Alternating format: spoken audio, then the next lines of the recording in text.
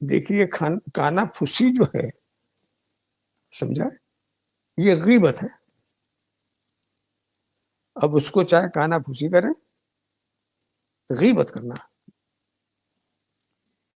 اور غیبت بہت ہی خراب چیز ہے.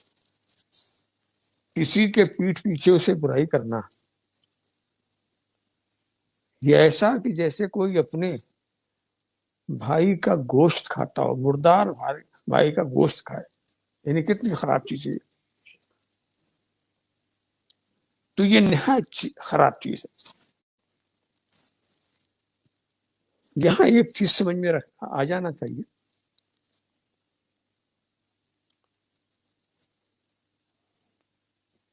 کہ ہر ایک کی برائیاں بھی الگ الگ ہوتی ہیں. دو قسم کی ہوتی ہیں. ایک وہ ہے جس کی برائی کا اثر کس کی برائی سے دوسرا کوئی متاثر ہو، اس پر اثر پڑے.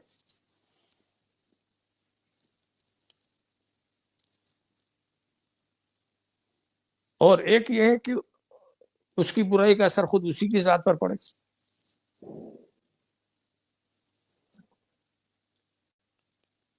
تو اگر آپ کی کسی کا عمل، برے عمل سے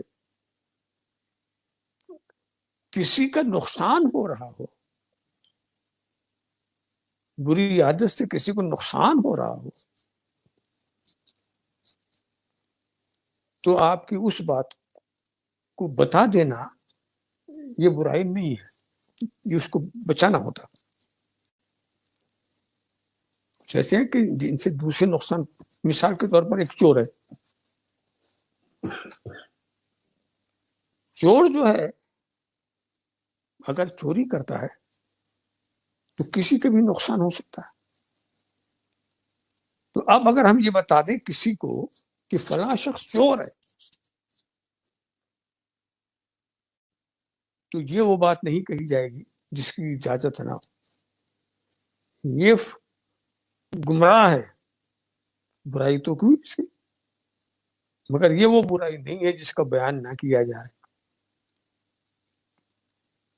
یہ ڈاکو ہے، یہ وہ برائی نہیں ہے جس کا ذکر نہ کیا جائے. تو غلط لوگ جو دوسروں کو نقصان پہنچاتے ہیں، ان کی باتیں اگر آپ کو معلوم ہو تو اس کو بتانا یہ کوئی برائی بات نہیں ہے، اور اس کو غیبت بھی نہیں کہتے.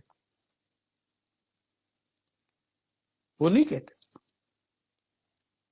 اس لیے کہ اگر آپ نہیں بتائیں گے تو دوسرے اس سے کیسے بچیں گے. دوسروں کو پتا چلنا چاہیے نا کہ یہ چور ہے، یہ ڈاکو ہے، یہ جھوٹا ہے، یہ دھوکے باز ہے.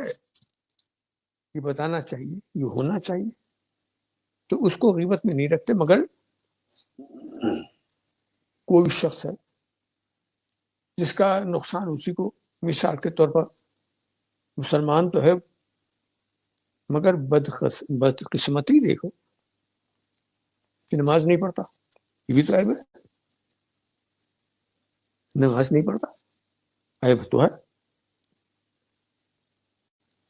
مگر اس نماز نہ پڑھنے کا نقصان اس کے پڑوسی کو نہیں ہو رہا، اسے کسی اور کو نہیں ہو رہا، یہ اسی کو ہو رہا. یہ ایسا ہے بھائی جو وہی جانتا ہے. ایسے وہ وائف کو اگر آپ نے چھپایا، اس کو رسوا ہونے سے بچایا، تو اللہ سے امید رکھے کہ جب اس کے بندے کے عیب کو تم چھپاؤ گے تو رب تبارک و تعالیٰ تمہارے بھی عیب کو چھپائے گا. مگر وہ یہی عیب کہ جس کا دوسرے پر اثر نہ پڑے. ماشاء اللہ، سبحان اللہ. اگلا سوال ہے کہ اکثر